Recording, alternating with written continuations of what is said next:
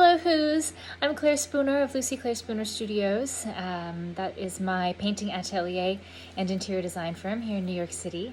I am also on the board of the Virginia Club here in New York, and I co-chair the studio group, which is our arts affiliate group. So if you're in the city and looking for something to do once we're all doing things again, give me a ring.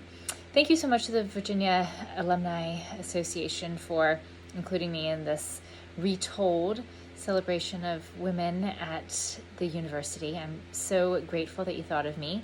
I am a painter, so I'm going to show you a painting of how I paint the Rotunda. I should start by saying that I'm a self-taught watercolorist, so I'll be painting in watercolor today. I was trained a bit more formally in oils, and in oils I was taught to begin with the darkest dark. That is not how a typical watercolorist would paint, but I still begin with the darkest dark in my watercolors. So keep an eye out for that. And then from there I essentially just build from the darkest dark. I start lightly and then I just continue building up on the painting.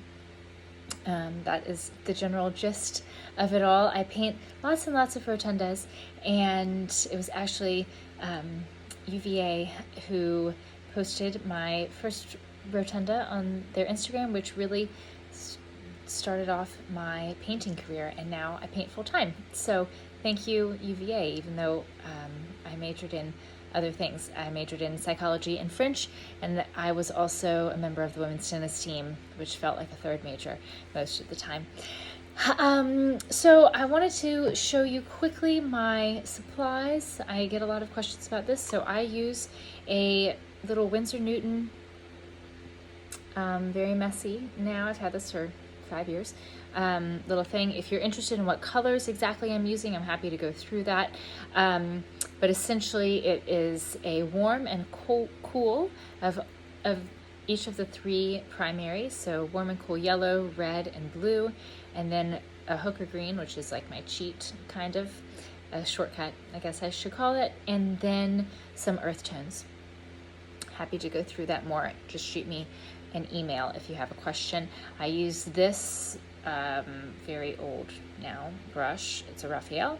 I think it's in number 1. I'm not really sure, but I love this thing. It's really like a Chinese brush. Then I have a clear container for water over off screen, and I use Studio watercolor paper by Fabriano. It's pure white. I like the texture. It's cold press, 140 pounds, and it doesn't absorb the paint so much like Arches, even though Arches is nicer.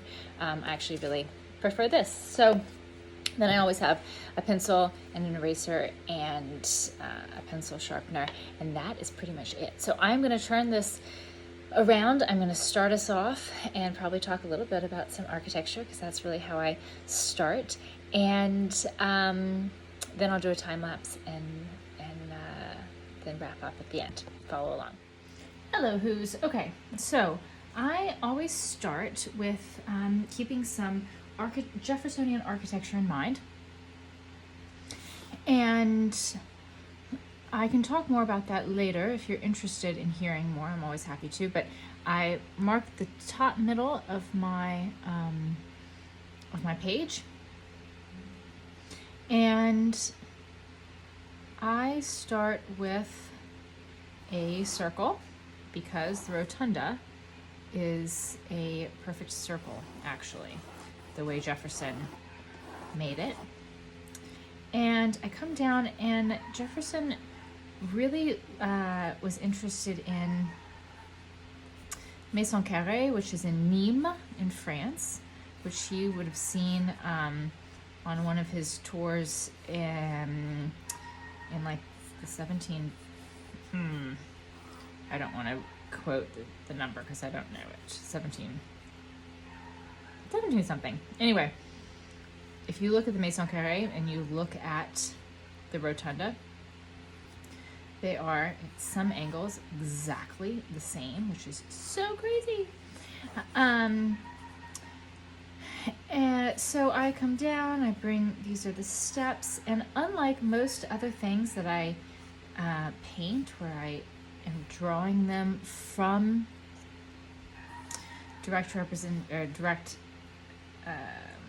looking at it directly, the rotunda I've painted so many times that I actually do not look at a photo anymore when I paint it, and that makes it become a bit more abstract than the other things that I paint.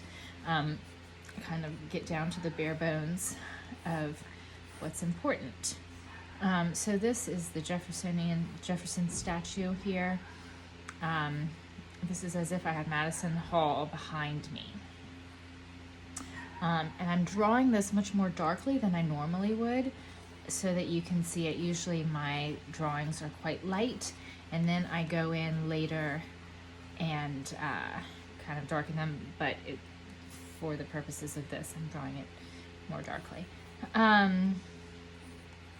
Maison Carré, the Pantheon, and a few other buildings were really important to Jefferson as he was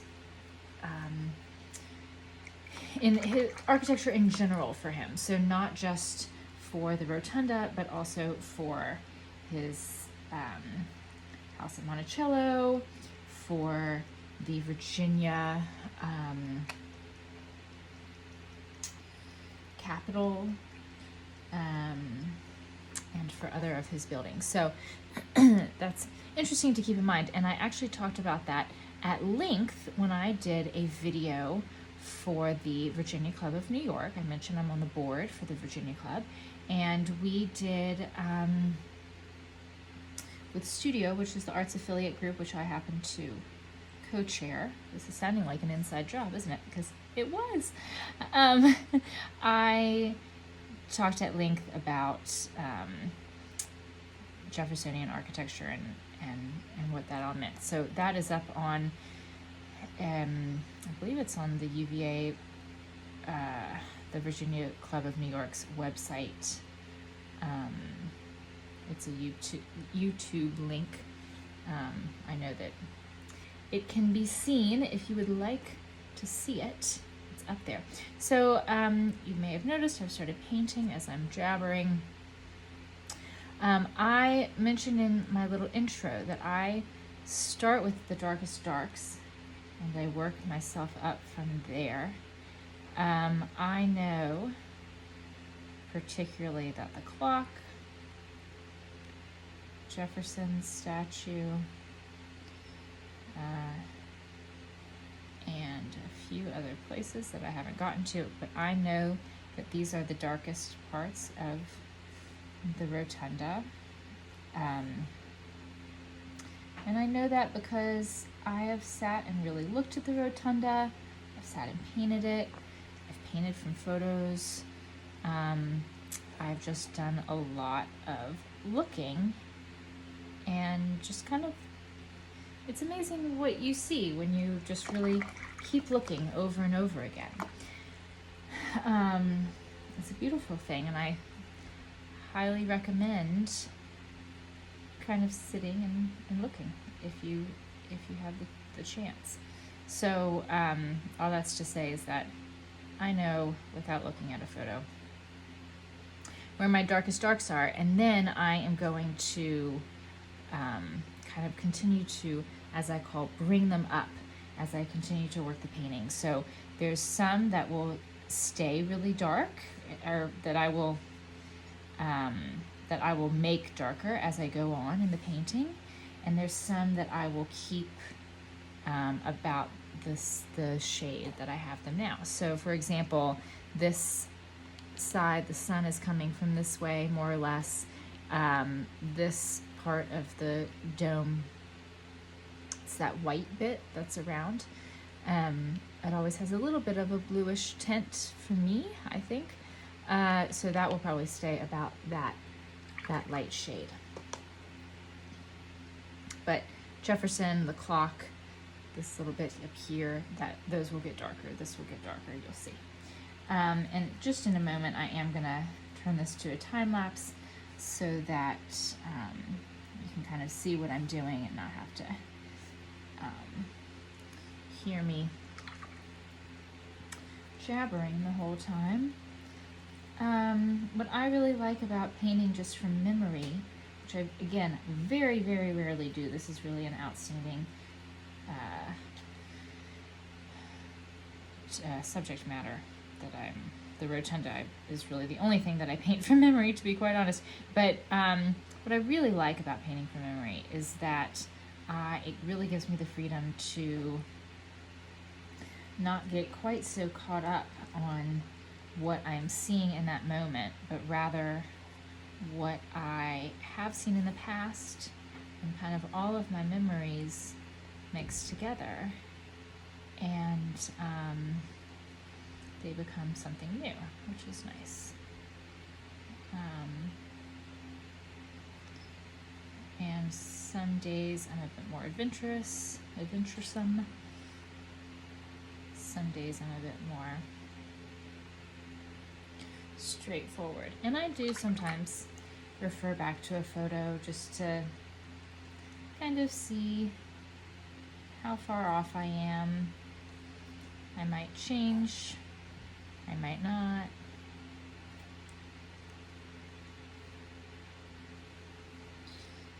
I also really enjoy thinking about color theory.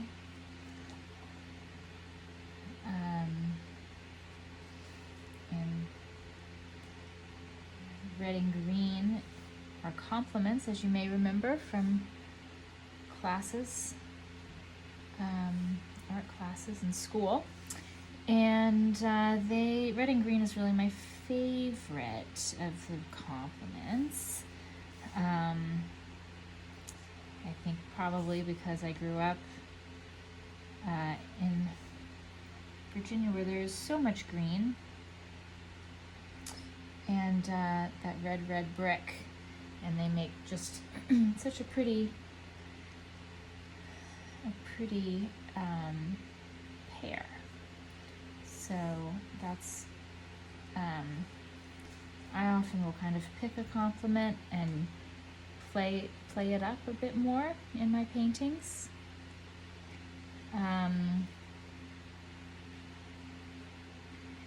And the rotundas usually get quite a bit of red and green, which you're not seeing yet because I haven't gone with my greens yet, but it's coming. So this here is the brick that's at the front as you're walking by. The street would be here. It's off the page. So I'm going to just get all my colors in, and then I will do the time lapse. So here we are with the green. This is an example of where I'm making making it work for me with the composition. So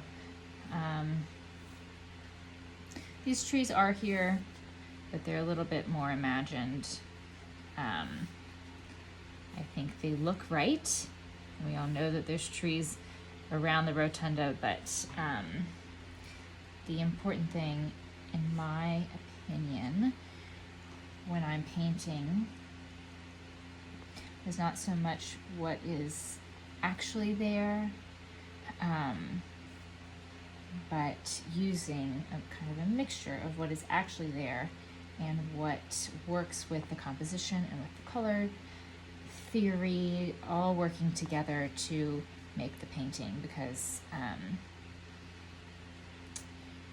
if I were really, if I were to find that, what am I trying to say? If I were making this as a historical document to refer back to in years to come when the rotunda is gone, or to show someone what the rotunda looks like who has never seen it before, that would be very different. But that's not my aim here. I'm painting this to give a feeling, So I'm not really so concerned in having all of the exact correct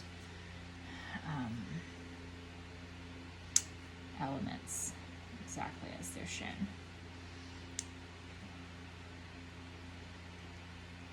If that makes any sense at all.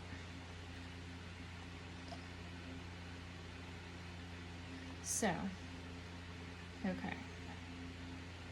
The nice thing too, nice little thing to remember is that because red and green are complements, if you put a bit of green in your red, it'll make a much more interesting color, much richer color. All right, I'm gonna turn this into a time lapse and then I'll come back at the end.